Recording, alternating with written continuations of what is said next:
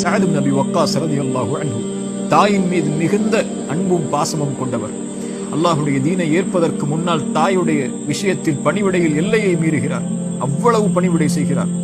இஸ்லாமை ஏற்றதற்கு பிறகும் அதே நிலை. ஆனால் தாய் தன் மகன் அல்லாஹ்வுடைய தீனை ஏற்றுக்கொண்டான் என்பதற்காக மகனை பார்த்து சொன்னார்கள், சஅத், இதுவரை எனக்கு செய்ததெல்லாம் போதும், இனிமேல் நான் சாப்பிட மாட்டேன், எந்த ஒரு நல்காரியத்தையும் செய்ய மாட்டேன், என் மரணமாகும் வரை இஸ்லாமை விட்டு அல்லாஹ்வுடைய தீனை விட்டு வெளியே வரவில்லை என்றால் என் நிலை இதுதான், நான் சாப்பிட மாட்டேன், இதே நிலையில் மரணித்து விடுவேன்.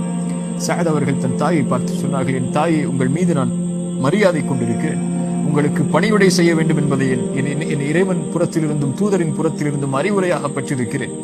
ஆனால் உங்களுக்கு அல்லாஹ் 100 உயிரை கொடுத்தால், அந்த 100 உயிரை நீங்கள் இழந்தாலும் சரி, இந்த ஒரு காரியத்திற்காக இந்த நிலையை நீங்கள் எடுத்துக்கொண்டால் அதை குறித்து நான் கவலை கொள்ள மாட்டேன். என் நோக்கம் நீங்கள் அல்ல, என் நோக்கம் இந்த உலகம் அல்ல, என் நோக்கம் அல்லாஹ் அவனை பெறும் வரை யாரை இழந்தாலும் நான் அதை குறித்து அதை நான் பொருட்படுத்த போவதில்லை என்று சஅத் இப்னு அபி வக்காஸ் ரலியல்லாஹு அன்ஹு அவர்கள் சொன்னார்கள்.